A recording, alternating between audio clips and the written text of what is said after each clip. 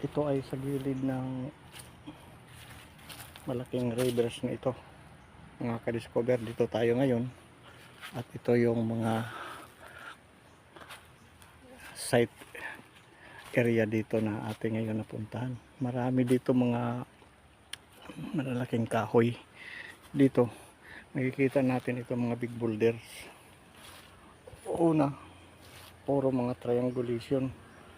Ito naman parang pyramids.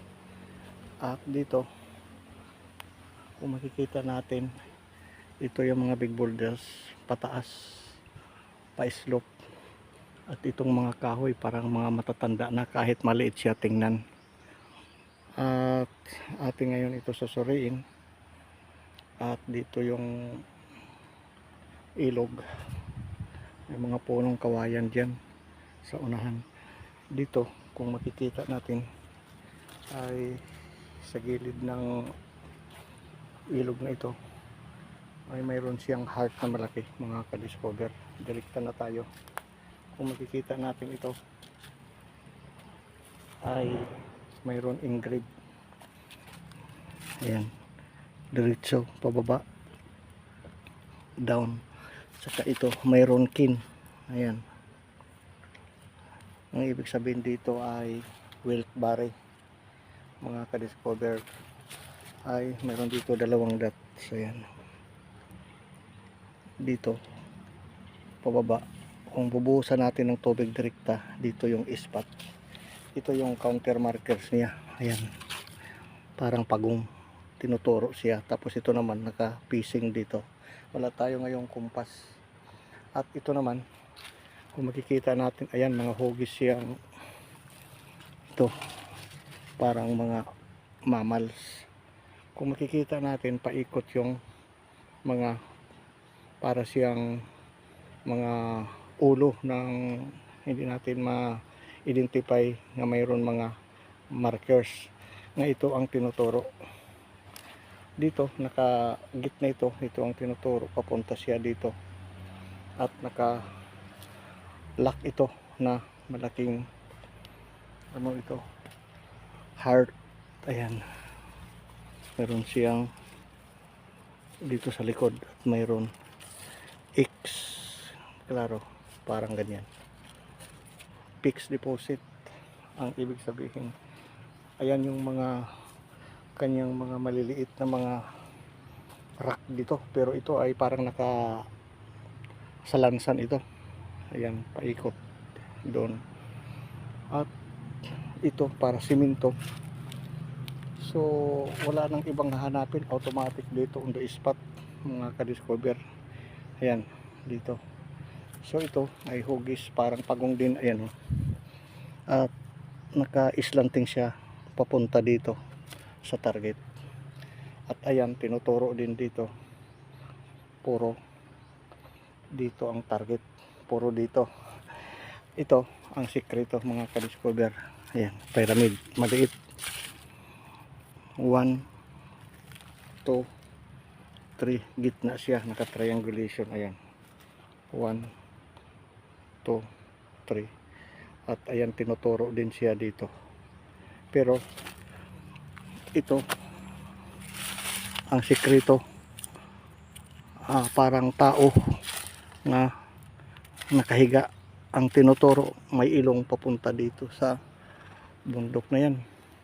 Stunting ito, direkta. So ngayon, ito ang sikreto. Malaking, para siyang maliit na turtle, pero naka-engrave papunta dito. Pero mayroon naman siya dito arrow nga dito sa pyramid. Tigas ito, malaki siguro ito sa ilalim. At direkta dito piecing. Ayan, tapos ayan, may nguso dito sa heart na ito on the spot. So ayan yung mga pagilid niya, paikot. So dito sa parang tao, ayan, tingnan natin ito. Ayan, may mata. Ayan, ganito ay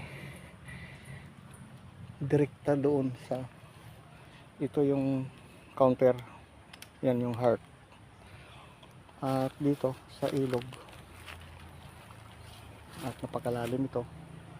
Ngayon marami pa dito mga engrave, puro nagpakatabas. Ayan, dito din tinuturo yan diretso, mayroong facing. Ayan, direkta dito.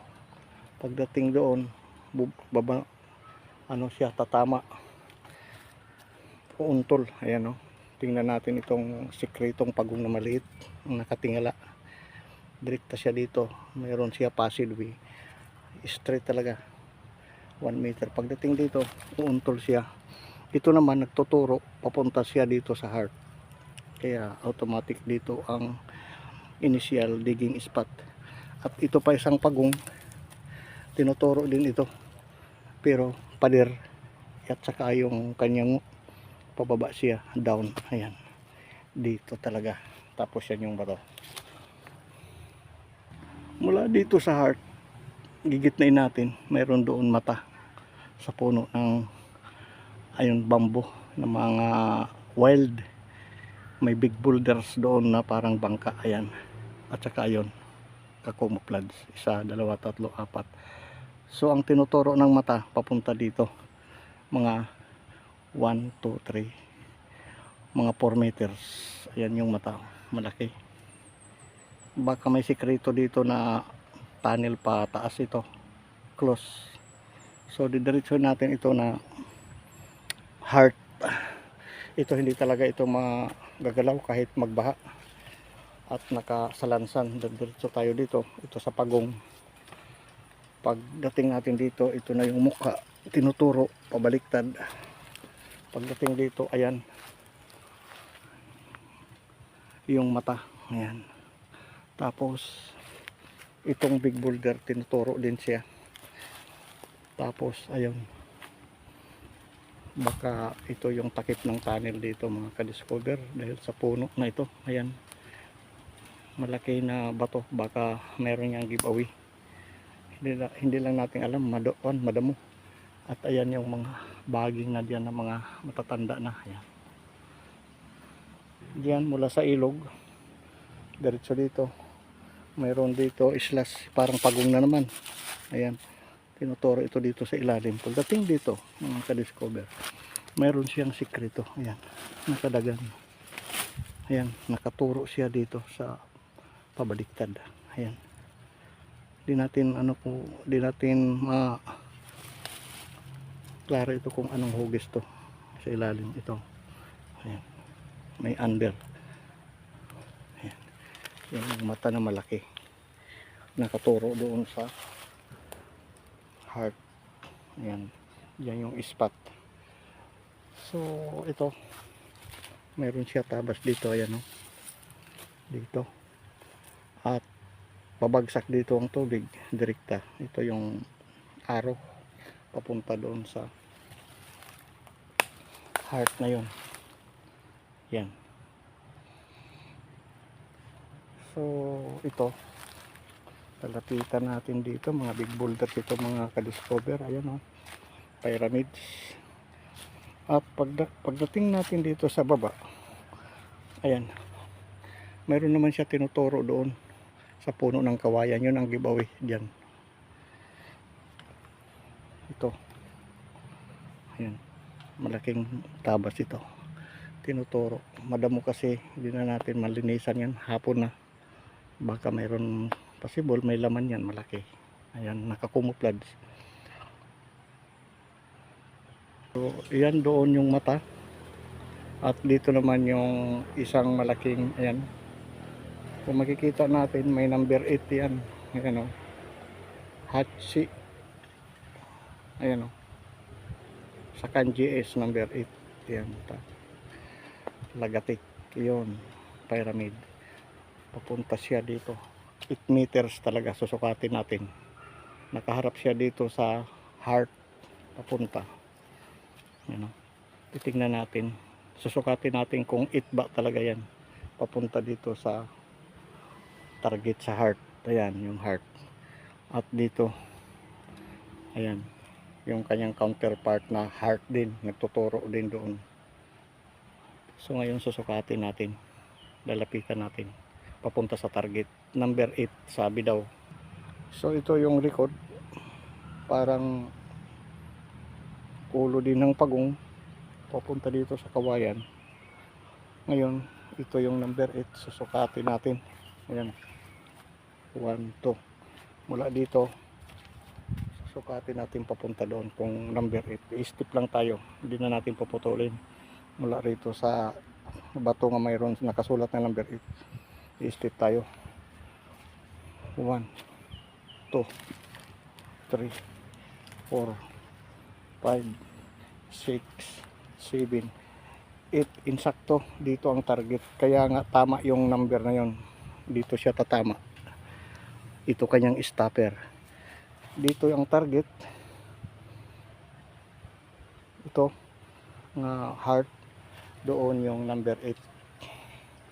Insakto dito nakaharap. Ayan. Ayan.